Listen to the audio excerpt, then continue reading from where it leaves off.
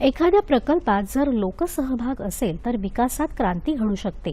बारामती तालुक्यातल्या चिंकारासह पशुपक्ष्यांचा अधिवास जतन करण्यासाठी उंडवडी गावातल्या कार्य हीच ओळख फाउंडेशनने आणि गावकरी विद्यार्थी यांनी एकत्र येऊन श्रमदान करून इथली जैवविविधता जिवंत ठेवली आहे। पाहूया याबाबतचा वृत्तांत। बारामती तालुक्यातलं मयुरेश्वर अभयारण्य इतर प्राण्यांसोबतच चिंकारा जातीच्या हरणांसाठी प्रसिद्ध आहे। गेल्या 5 वर्षात इथल्या चिंकारा हरणांची संख्या 200वर पोहोचली आहे। नुकत्याच झालेल्या प्राणी प्रगणनेतून हे दिसून आलं।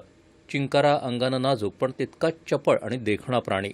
नराची उंची खांद्यापाशी 2 फूट असते आणि शिंग 10 ते 11 इंचापर्यंत वाढतात। काही माद्यांना शिंग असतात, काहींना नसतात। बारामती तालुक्याचा हा भाग अवर्षण प्रवण असला तरी इथं गवताची मैदानही आहेत। ही गवताची मैदानच चिंकारा हरणांची नैसर्गिक अधिवासाची ठिकाणं।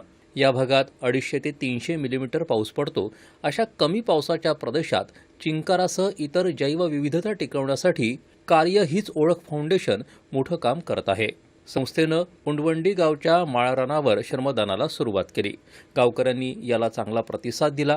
या परिसरात चाराबंदी, कुऱ्हाडबंदी केली। पाहता पाहता याला चळवळीचं स्वरूप प्राप्त झालं। आज या माळरानावर विविध पक्षी आणि प्राणी पाहायला मिळत आहेत। विशेष म्हणजे चिंकाराला खाद्य म्हणून आवश्यक असणारी बाभळीची आणि मध्यवर्ती ठिकाणी गेल्यास बोरांची खुरटी झाडं आहेत। नीम, सिसू, खैर, हिवर, बोर, बाभूळ याची लागवड केली असून या ठिकाणी आता चिंकारा येण्याचं प्रमाण वाढू लागलं आहे।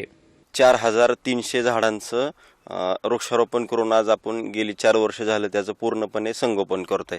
आपण 1 लाख लिटरचं शेततळ बनवलंय।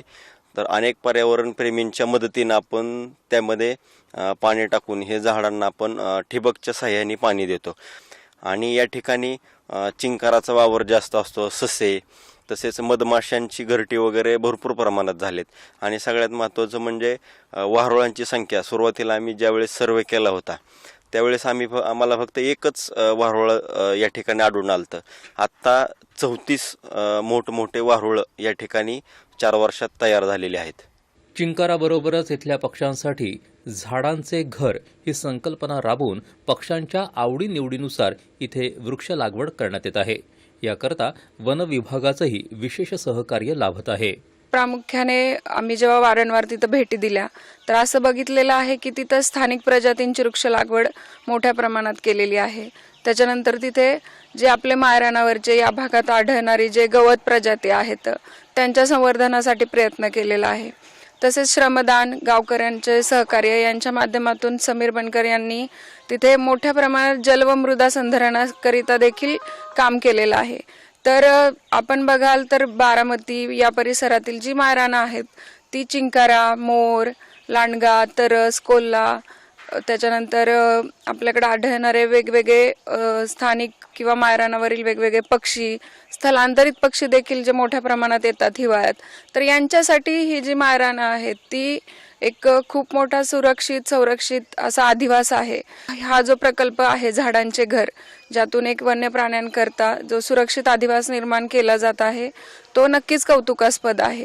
एखाद्या प्रकल्पात जर लोकसहभाग असला तर क्रांतिकारक परिवर्तन घडू शकतं। उंडवंडी गावातील मतभेद विसरून तिथले लोक एकत्र आले आणि इथली जैवविविधता टिकवण्यात ते मोलाची कामगिरी बजावत आहेत। दूरदर्शन बातम्यांसाठी रोहन गवळी, पुणे।